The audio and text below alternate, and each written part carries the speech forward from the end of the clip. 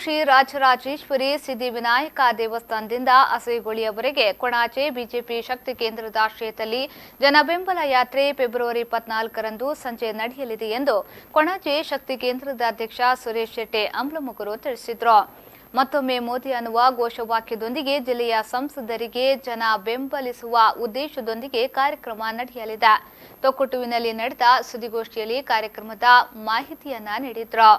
ಸಂಜೆ 4 ಗಂಟೆಗೆ ವಾಹನ ಜಾಥಾಕ್ಕೆ ಚಾಲನೆ ನೀಡಲಾಗುವುದು. ಅಸೇಗೊಳಿಯ ಗಣೇಶ್ ಮಹಲ್ನಲ್ಲಿ ನೂತನ ಶಕ್ತಿ ಕೇಂದ್ರದ ಉದ್ಘಾಟನೆ ನಡೆಯಲಿದೆ. ಕಾರ್ಯಕ್ರಮದಲ್ಲಿ ವಿಧಾನ ಪರಿಷತ್ನ ಪ್ರತಿಪಕ್ಷ ನಾಯಕ ಕೋಟಾ ಶ್ರೀನಿವಾಸ್ ಪೂಜಾರಿ, ಸಂಸದ ನಳಿನ್ ಕುಮಾರ್ ಕಟೀಲ್, ಕಾರ್ಕಳ ಶಾಸಕ ಸುನಿಲ್ ಕುಮಾರ್, ಬಿಜೆಪಿ ಜಿಲ್ಲಾಧ್ಯಕ್ಷ ಸಂಜೀವ ಮಠಂದೂರು ಸೇರಿದಂತೆ ವಿವಿಧ ಗಣ್ಯರು ಭಾಗಿಯಾಗಲಿದ್ದಾರೆ. ಇದೇ ಸಂದರ್ಭ ಪಕ್ಷಕ್ಕಾಗಿ ಸೇವೆ ಸಲ್ಲಿಸಿದ ಗಣ್ಯರನ್ನ ಗೌರವಿಸುವ ಕಾರ್ಯಕ್ರಮವೂ ನಡೆಯಲಿದೆ ಎಂದರು. ಕಾಂಗ್ರೆಸ್ ಅನ್ನು ಸೋಲಿಸುವ ದೃಷ್ಟಿಯಿಂದ ನಮ್ಮ ಈ ಚಟುವಟಿಕೆಗಳನ್ನು ನಾವು ಮುಂದಕ್ಕೆ ತೆಗೆದು ಹೋಗ್ತಾ ಇದ್ದೀವಿ.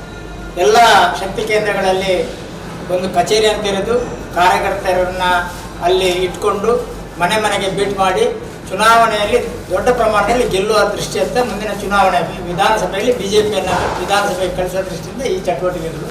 ಆದ್ದರಿಂದ ನಮಗೆ ಸಹಕಾರ ಕೊಡಬೇಕಾಗಿ ತಮ್ಮನ್ನು ಅನಂತರ ಕ್ಷೇತ್ರ ಅಧ್ಯಕ್ಷ ಸಂತೋಷ್ ರೈ ಬಳಿಯಾರ್ ಅವರು ಮಾತನಾಡಿ, ಜಿಲ್ಲೆ ಹಾಗೂ ರಾಜ್ಯಕ್ಕೆ ಮಾದರಿಯಾಗುವ ರೀತಿಯಲ್ಲಿ ಮಂಗಳೂರು ಕ್ಷೇತ್ರದ 5 ಶಕ್ತಿ ಕೇಂದ್ರದ ವತಿಯಿಂದ ಜನ ಬೆಂಬಲ ಯಾತ್ರೆ ಕಾರ್ಯಕ್ರಮ ನಡೆಸಲಾಗುತ್ತಿದೆ ಎಂದರು.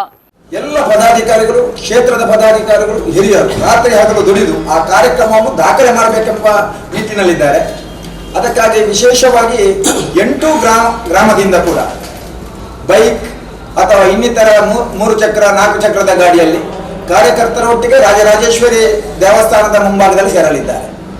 ಆನಂತರ ಅಲ್ಲಿ ಪ್ರಾರ್ಥನೆ ಮಾಡಿ ಆನಂತರ ಕುತ್ತಾರನಿಂದ ನೇರವಾಗಿ ಆ ಪೊಲೀಸ್ ಸ್ಟೇಷನ್ ಎದುರಿನ ಮೈದಾನದಲ್ಲಿ ಪಾರ್ಕಿಂಗ್ ಮಾಡಿದ ನಂತರ ತಾವೆಲ್ಲರೂ ಆ ಹಿರಿಯ ನಾಯಕರೊಟ್ಟಿಗೆ ನಮ್ಮ ಸಂಸದರಾದ ನಳಿನ್ ಕುಮಾರ್ ಕಟೀಲ್, ಜಿಲ್ಲಾ ಪ್ರಭಾರಿಯಾದಂತಹ ನಮ್ಮ MLA ಈ ವೇಳೆ ಮಾಜಿ ಶಾಸಕ ಜಯರಾಮ್ ಶೆಟ್ಟಿ, ಜಿಲ್ಲಾ ಪಂಚಾಯತ್ ಸದಸ್ಯೆ ಧನಲಕ್ಷ್ಮಿ ಗಟ್ಟಿ, ಕ್ಷೇತ್ರದ ಪ್ರಧಾನ ಕಾರ್ಯದರ್ಶಿ ಹೇಮಂತ್ ಶೆಟ್ಟಿ ದೇಳಕಟ್ಟೆ ಮೊದಲಾದವರು ಉಪಸ್ಥಿತರಿದ್ದರು.